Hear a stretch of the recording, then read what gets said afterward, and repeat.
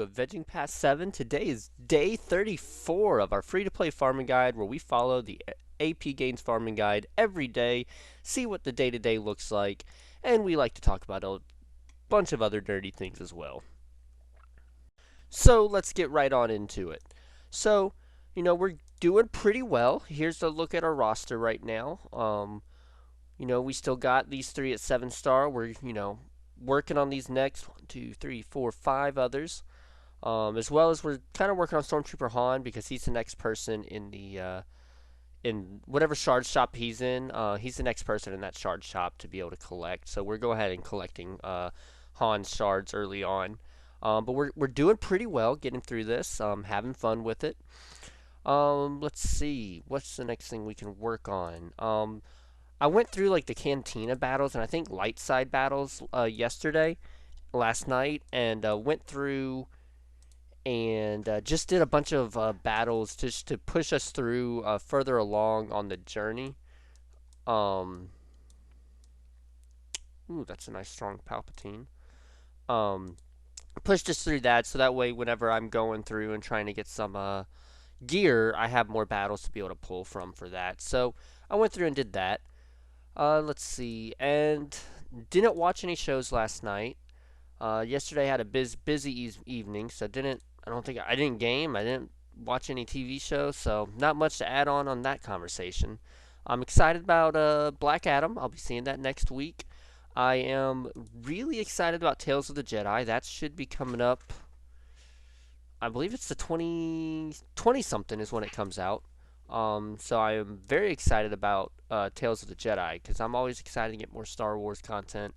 Although, man, I am super far behind on Andor. I think I'm 2 weeks behind on Andor now, and so I need to get that going again because I've been hearing a lot of good things about it, hearing a lot of people talk about it. So I need to catch up. Um, hopefully soon I can let you know about my thoughts on the last 2 episodes. I don't want to get too far behind, but it's been happening. We've been busy.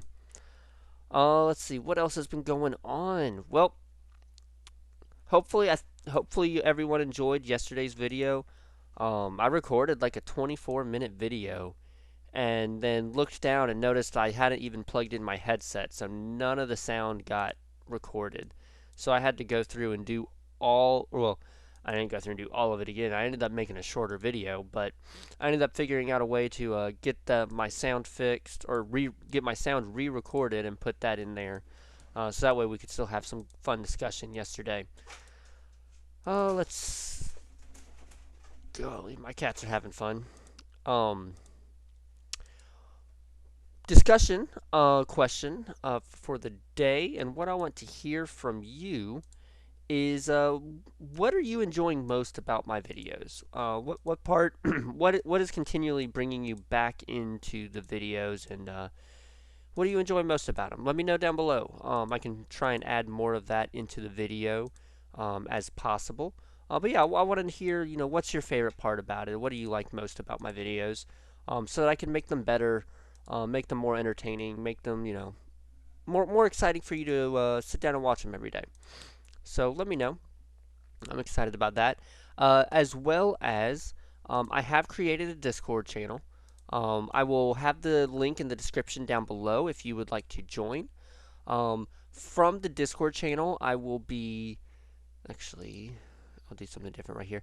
From the Discord channel, I will be posting announcements to what my video when I post a video, when I go live on YouTube or Twitch. And I do plan on going live on YouTube soon because I've had a couple requests about asking for a roster review, and I would obviously want to do that in a live scenario, in a live setting. So I will be trying to do that soon. But I want to make sure that, for one, the people who asked for the live review, for the roster review, are able to be there so that I can give them a roster review. As well as, let me try and pull up any comments from the other day and see what we got going on. Because I think that there were a few comments yesterday that I liked and could comment on. Let's see. Oh yeah, McFlying Fury. McFlying Fury had a really nice comment that I enjoyed. He said that his favorite DC project is either the mobile game Injustice 2: Gods Among Us from DC, or the Shazam movie would be probably his favorite DC movie. And just to talk about that real quick, Injustice 2: Gods Among Us was a really fun game. I played it really consistently for a long time. I say a long time, probably about a year or so. I had a friend who was in a guild. McFlying Fury, I'm going to try and find you on here again. I don't see you now. I should have grabbed you before.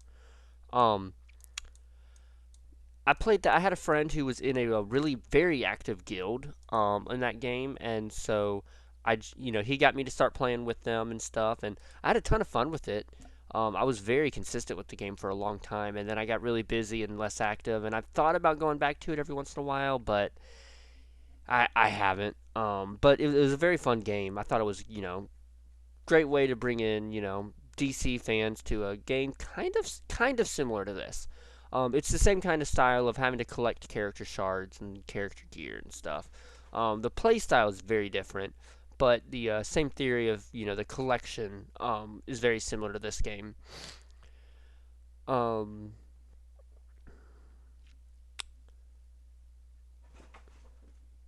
let's see.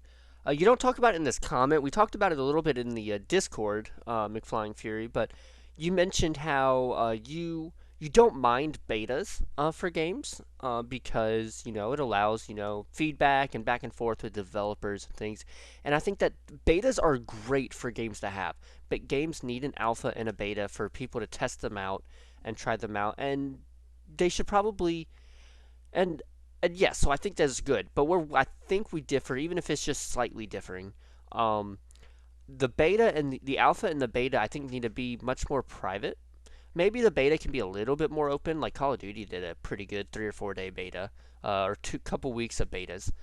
Even Halo Infinite did a couple weeks of betas, spread out across a time period to get player feedback and things. And I think those are good.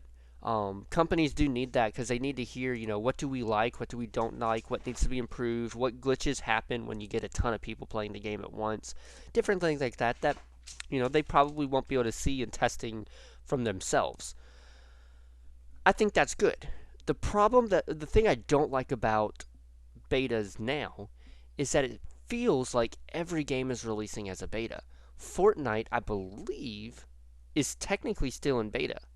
I don't know. I haven't played it in a long time, but I know for a long time after it came out in a beta, it stayed in beta form, even though it was basically the full game at that point.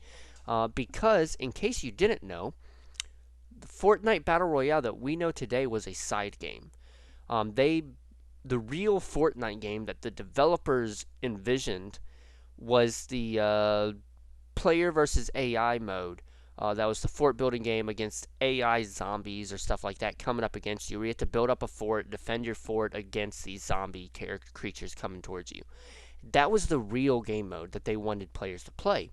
Their beta was the battle royale to try and earn some money to help support them in building the real version of the game. But they made so much money from the battle royale. People loved the battle royale so much that they actually abandoned the official version of the game that they designed and put all their resources into building up the battle royale and the beta. And so they kept the beta title on there for a long time because they kept revisioning and updating and changing the game. I don't know if it's still on there today. I don't play it, but for a long time it was still on there. But that was still labeled as a beta, even for a while, even after it was just that was the game. And there might be some updates and changes, which sure, I mean that happens. But updates and changes can happen on a real game. I mean, just look at League of Legends. It's not in beta, but the game changes every 2 weeks. They update the game every 2 weeks and a big update every month. So, I mean, that's my thoughts on betas. Is that they I feel like the term beta is used by developers now as an excuse to release an unfinished game, and start making money on a product that they never finished. Um, and I think that as a community, we should step up and and we should find a way to fight back against that. We should find a way to start getting them to release fully finished games, and I don't really know how, because I mean we complain about. I mean I hear complaints about it all the time on YouTube. I see people complain about, this game is not finished. When are they going to release the finished game? And like they finish the game months later through updates and stuff, or if not a year later or so. Um, I mean, Anthem just had to end up straight up being canceled and closed after release. Not making probably not making any of its money back. Because it wasn't, I mean, I never played it, but all I heard were complaints about it not being a finished game and being a poor title and different things like that. Um, but we need finished games from developers, especially if we're putting $60 in. To talk about something good, switch over to something good on video games that I absolutely love is Xbox Game Pass. Um, I think Xbox Game Pass for consoles and for PC is something that everybody should sign up for. And I really do think everyone should sign up for it because unless you're really good and you're happy with spending the $60 on one game every so many months and playing that one game the entire time and never switching over and you're happy with your one game, that is perfectly good. Control your money use, keep it to a minimum and pay your $60 for a game and play it till you're done. And play it for months. Awesome. Good. For others, especially for myself, I'll get a game, I'll play it for weeks, month or so, and then I get that itch to buy another game and to change up what I'm doing.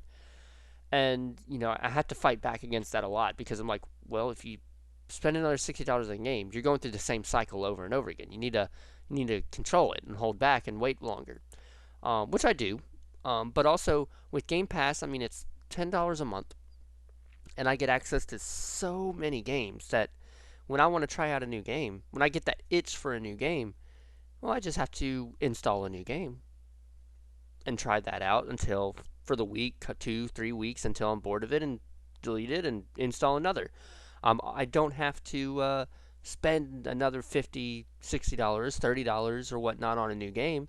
I already have that whole library for me from Xbox. And I think that that is awesome. And I think that it's the way that we should be going with gaming. I think that the um, Stadia model was a bad model to have to pay for the service and then pay full price for the game. I think that that was not for in the best interest of the users, but I think that the Game Pass model, where you're just paying $10 or $15 a month, and you get free access to all of these different games, is a good model on behalf of the players. Is good for the players because it's lowering the entry cost to gaming. Um, especially, I mean, you might already have an Xbox, but you might have just spent $400 or $500 to get a brand new Xbox. And because one thing I always, was hesitant about and told people about, like, okay, well, yeah, you want to get a new game console. All right, well, you're spending $400, $500 on the console, and then you're spending $60 for at least one game, possibly spending $120. It's another $60 for a second game, maybe another $60 for a third. Maybe you're finding some discounts on games, but you're still spending, $30 on some games. So let's say you spend then another $100 or so on two, so you can get two games for your console, for your brand new console. So now you're up to $600. Well, but then you got a friend or you got a brother that wants to play the game with you. So then you're spending another $60 on a second controller. Well, now you're up to $660. And then the two of you are going to want to play online. So you got to buy either Xbox Live or PlayStation Network. So that's another potentially $60 for the year. So now you're up to $720 just to play the new console. Oh, sure, you can limit that. You can lower that down a little bit, but you're paying a lot.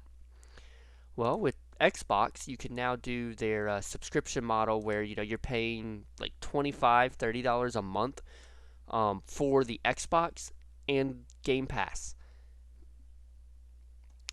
I think it's what is it, Xbox All Access, and then you lease the console. You spend monthly for 2 years to have the console, and Live and Game Pass, and then after you've paid off the console, you own the console, and you can change up you can cancel your Game Pass and just go to Xbox Live, or you can change it up of what you're spending on. But they lowered the entry cost to gaming, and I think that that's great. They're bringing in big titles to Game Pass. I mean, what is it? Bethesda games are going to be coming over day one to Game Pass, and that's huge. Well, depending on how great their next game with Starfield is, has the potential of being huge. Um, Bethesda games can be very good. They don't have a well, I mean, I say they don't have a great track record now. Plenty of people complained about Fallout 4 and 76, but we'll see how the next one is. I'm interested in Starfield. I want to like it because I like Bethesda. Some you know some of my favorite single player games. Well, one of my favorite single player games is Skyrim, like so many other people. And so I want to like Skyrim. I want to like Bethesda's next single player game. That was a fun win. So we'll see. Starfield, I think, is coming out next year, and that's wow, that's a big jump. Um, and I'm losing my train of thought. I believe that it's supposed to come day one. Starfield is supposed to come day one to Game Pass, so that's cool. I like that. Well, I think I might end it there for us. I'll finish out more of these across the day, get us set up for tomorrow. Please join the description down below. Join the Discord in the description down below if you want to talk with me, talk with others. Um, be alerted whenever a video goes live or I go live.